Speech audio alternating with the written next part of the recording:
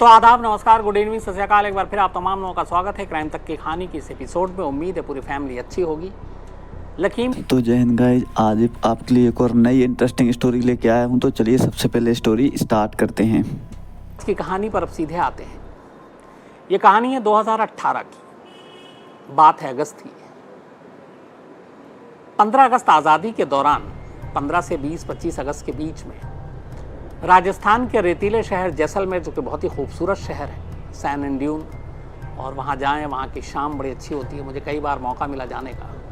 हमारे एक साथी, हमारे कुलीग हैं वहाँ पे, विमल भाटिया जी, और उन्होंने बड़ी खातिरदारी भी की। उनके घर का खाना आज भी मुझे याद है। बड़े नेक और शरीफ इंसान हैं वो, और बहुत ही अच्छे जर्नलिस्ट भी हैं। तो ये उनका भी इलाका और ये कहानी भी उन्होंने भेजी है।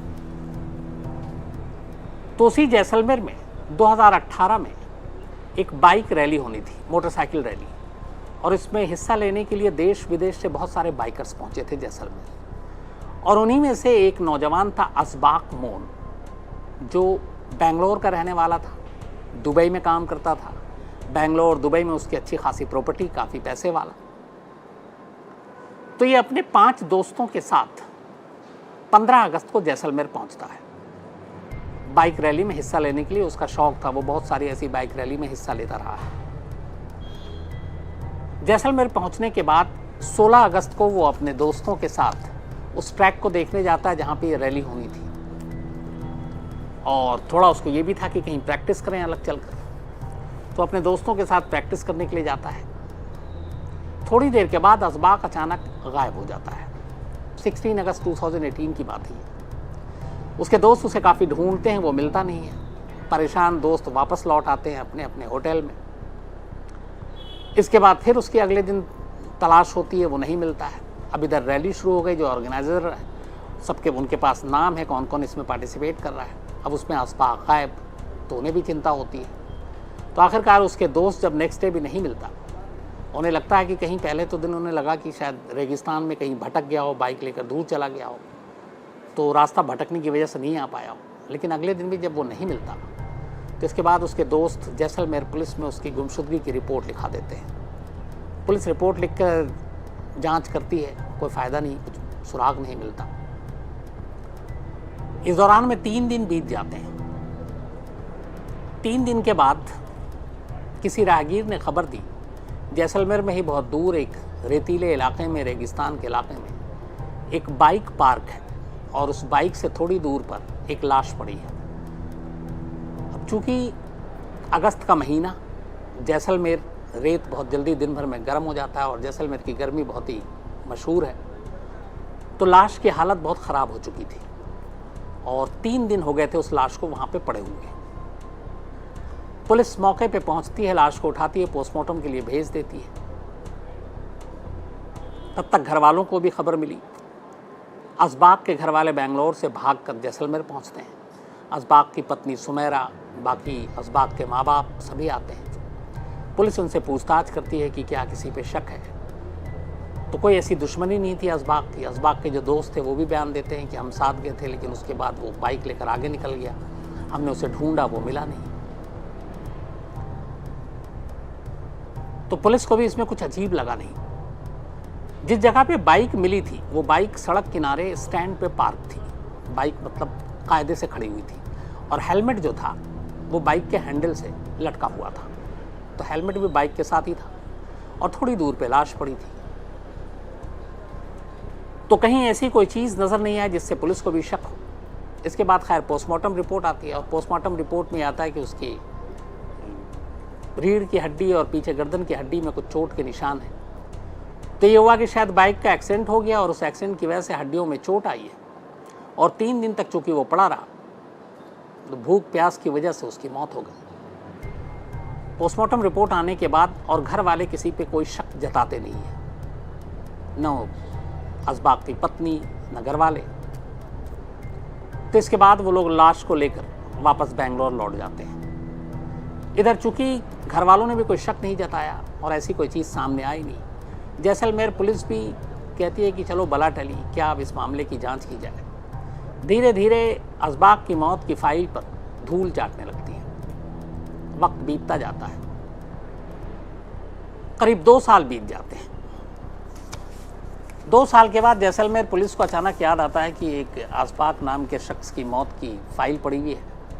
कुछ हुआ तो है नहीं, ना इसमें कोई कंप्लेनेंट भी आ रहा है, ना कोई कुछ दबाव बना रहा है।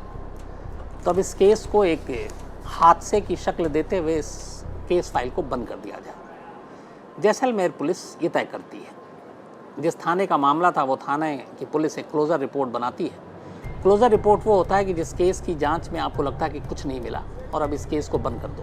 लेकिन क्लोजर रिपोर्ट बनाती तो पुलिस है, मुहर उस पर अदालत लगाती है। अदालत अगर चाहेगी तभी वो केस क्लोज होगा। तो उसके लिए आपको पूरी केस फाइल बनाकर उसमें ये लिखना पड़ता है आपको कि ये मामला था, हमने ये जांच की, इसमें कोई ऐसा फॉल प्ले नहीं मिला, ऐसी कोई चीज़ नहीं थी, ऐसा कोई शक सबूत, कोई चश्मदीद। तो लगता है कि इस केस में ऐसा कुछ है नहीं, इसलिए इस केस की फाइल को बंद कर दें। तो अदालत चाहे तो इसको बंद कर दें। जैसे यहाँ पे आपको बताऊँ कि आरुषि केस में भी यही हुआ था।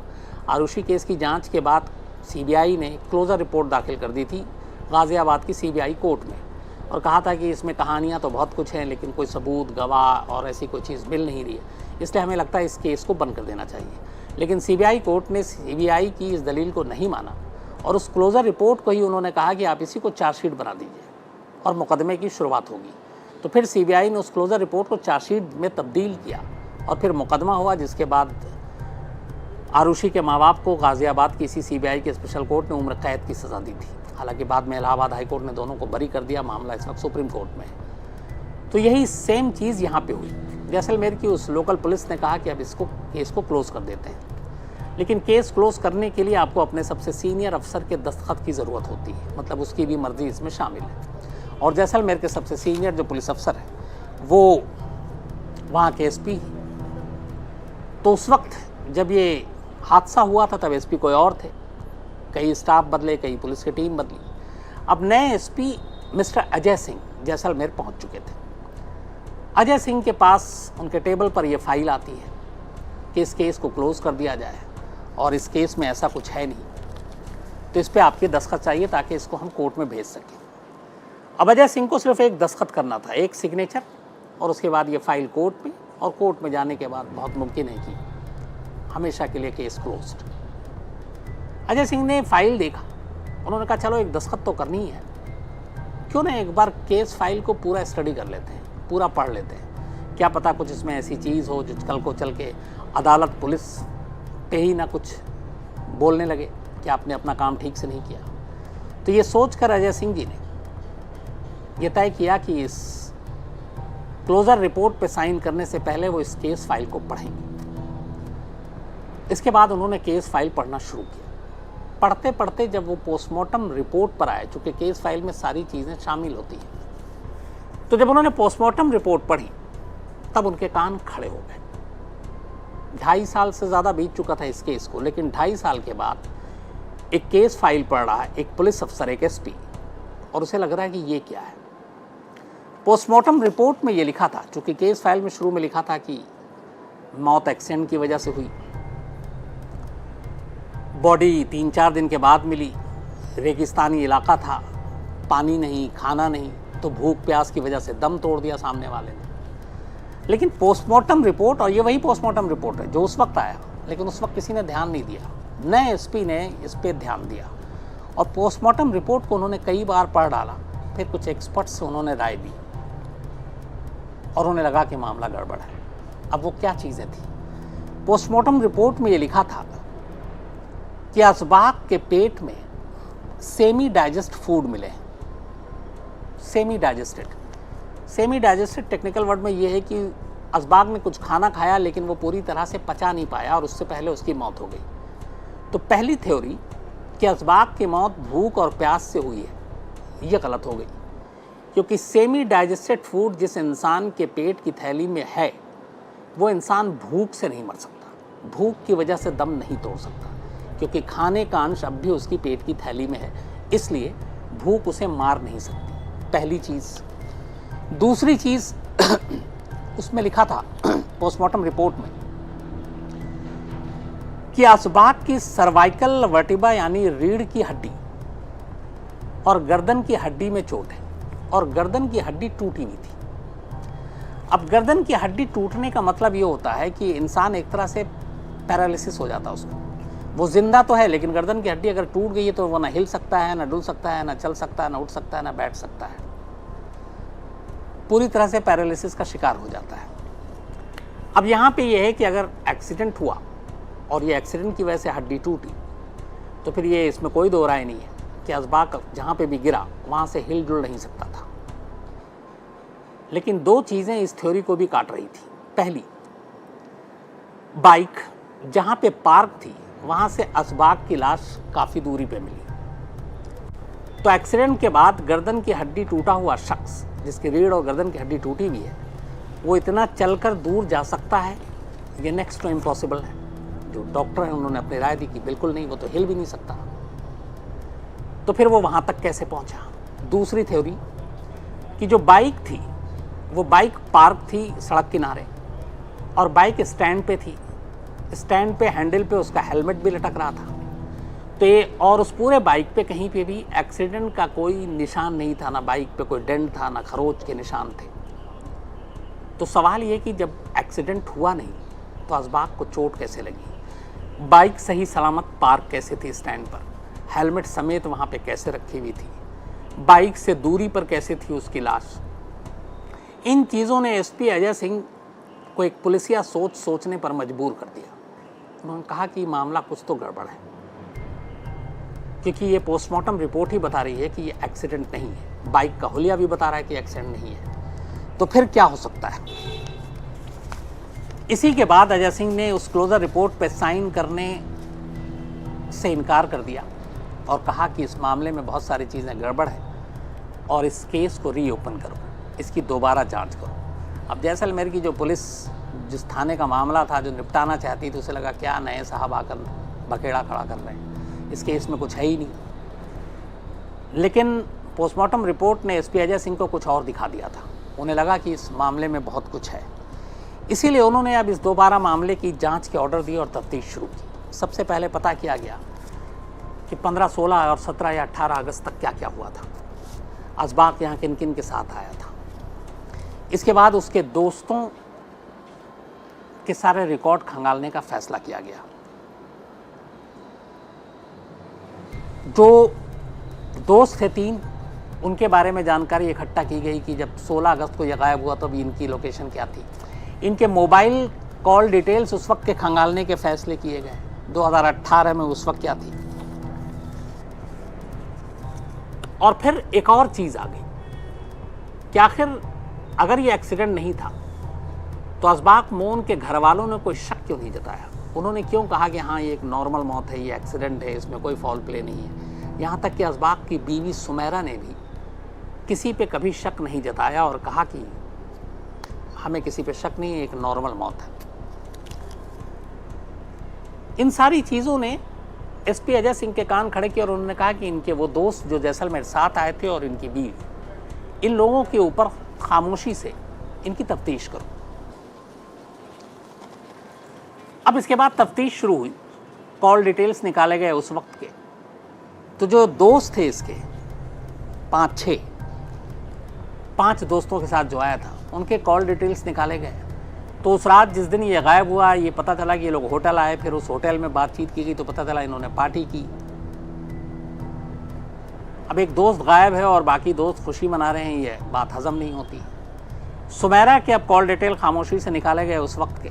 तो कॉल डिटेल के साथ एक नंबर मिला, उस नंबर के ज़रिए एक नई कहानी पता चली। पता चला कि सुमेरा का नीरज नाम के एक शख्स के साथ अफेयर है और ये काफ़ी वक्त से है। दोनों लंबी लंबी बातें करते हैं, दोनों काफ़ी चैट करते हैं और इन दोनों के बीच एक लंबे अरसे से रिश्ता है। अब यहाँ पे फिर पुलिस को एक क्लू मिलता है कि एक पत्नी जो अपने पति के मौत पे शक नहीं जता रही है, उसका किसी और के साथ अफेयर है। तो क्या सिर्फ अफेयर के लिए उसने रास्ते से हटा दिया अपने पति को? वो चाहती तो डिवोर्स दे सकती थी।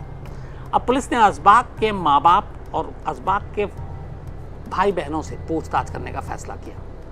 जब पुलिस वहाँ तक पहुँची तो वहाँ एक और नई कहानी पता चली। पता चला कि असबाक और सुमेरा के बीच में हमेशा लड़ाई होती थी और इससे पहले भी असबाक को 1-2 बार सुमेरा ने पिटवाने की कोशिश की थी।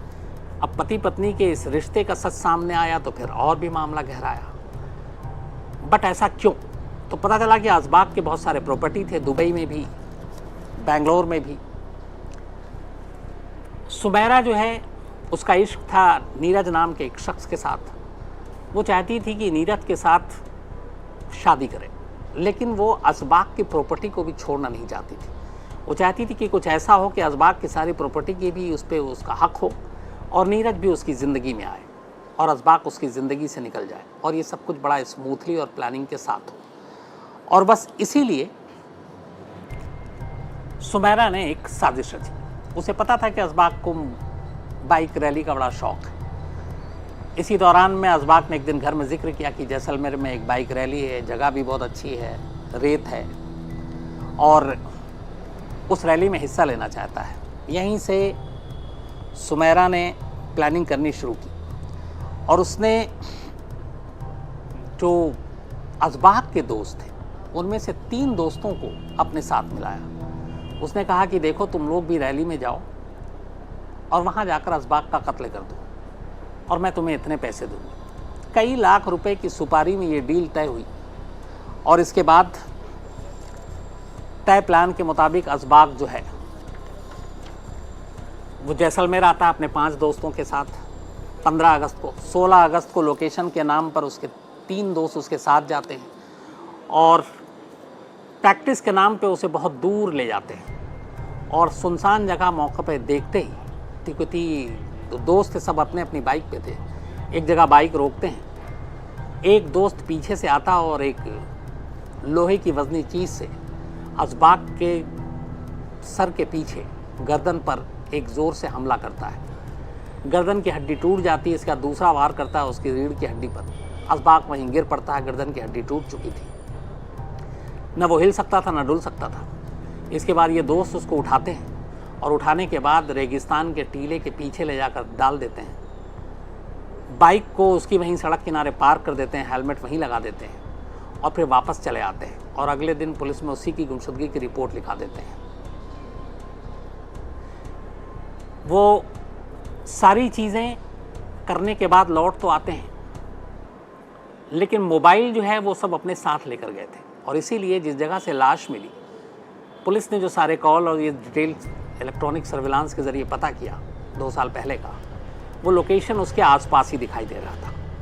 इतना ही नहीं, जब ये लाश मिली तो ये दोस्तों को भी खबर दी गई कि भैया वहाँ पे एक लाश मिली है, शिनाख्त के लिए चलिए। गए वहाँ पे तो इनसे गलती हो गई थी कि असबाक का मोबाइल इन्होंने छोड़ दिया था और उस मोबाइल में बहुत सारे चैट और बाकी चीज़ें थी। पुलिस की नज़रों के सामने नज़रें छुपाते हुए उनके इन दोस्तों ने उसके मोबाइल को भी अपने पास ले लिया, उसमें से सारे चैट और बाकी चीज़ें डिलीट की, फिर मोबाइल को फेंक दिया और उसके बाद वापस ये लोग बेंगलोर पहुंच गए। जब ये सारी चीज़ें हुई, पुलिस ने बेंगलोर में काफ़ी संबंध भेजा सुमेरा को, वो आई नहीं। दोस्तों को भेजा, वो आए नहीं। आखिरकार जैसलमेर की टीम की जो पुलिस है वो पहुंची बेंगलोर और बेंगलोर जाने के बाद उसके 3 दोस्तों को उठाती है, गिरफ्तार करके जैसलमेर लाती है। तीनों दोस्त पूरी कहानी उगल देते हैं और बताते हैं कि असबाक के कत्ल के लिए किसी और ने नहीं बल्कि उसकी अपनी बीवी सुमेरा ने उन्हें सुपारी दी थी और इसीलिए उन्होंने उसका कत्ल किया। लेकिन इस कहानी का क्लाइमेक्स अभी इसलिए बाकी है क्योंकि इन दोस्तों की गिरफ्तारी और सम्मन की जानकारी मिलने के बाद से सुमेरा गायब है। वो बेंगलोर में ना अपने घर पर है ना ससुराल में है और जैसलमेर की टीम लगातार उसको ढूंढ रही है, तलाश कर रही है और उम्मीद है कि बहुत ज़्यादा दिनों तक वो कानून से बच नहीं पाएगी। जैसलमेर पुलिस जल्दी वहाँ तक पहुँच जाएगी और तब कहीं जाकर असबाक और उसके घर वालों को इंसाफ मिलेगा। तो ये कहानी एक ऐसी पत्नी जो अपने चाहती तो बहुत आराम से वो असबाक को डिवोर्स देकर नीरज के साथ ज़िंदगी बिता सकती थी, लेकिन बात वही है कि मोहब्बत के साथ साथ लालच भी उसके मन में। एक तरफ नीरज से वो प्यार करती, उसके साथ घर बसाना चाहती थी, लेकिन असबाक की दौलत पर भी वो अपना हक मानती थी और उसे भी अपने साथ ले जाना चाहती थी और यही वजह है कि अपने ही हाथों उसने अपने ही पति, अपने ही शौहर का कत्ल करवा दिया।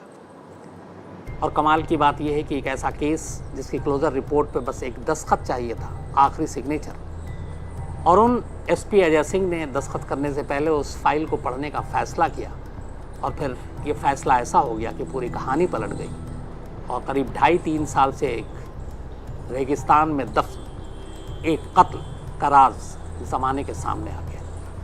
तो ये थी कहानी। तो उम्मीद करता हूँ गाइज़ ये स्टोरी आपको बहुत अच्छी लगी होगी। और गाइज़ मैं आपको बता दूं कि अपने इस चैनल पर रियल स्टोरी पे आपको केवल इंटरेस्टिंग स्टोरियाँ ही सुनने को मिलती हैं, जो कि इंटरेस्टिंग होती हैं और बहुत ज़्यादा डिमांडिंग होती हैं। वही स्टोरियाँ मैं अपने इस चैनल पे लेके आता हूँ। तो अगर आप इंटरेस्टिंग स्टोरियाँ सुनने के आदी हैं तो बिल्कुल सब्सक्राइब करके रखें और मिलते हैं एक नई इंटरेस्टिंग स्टोरी के साथ में। तब तक के लिए जय हिंद।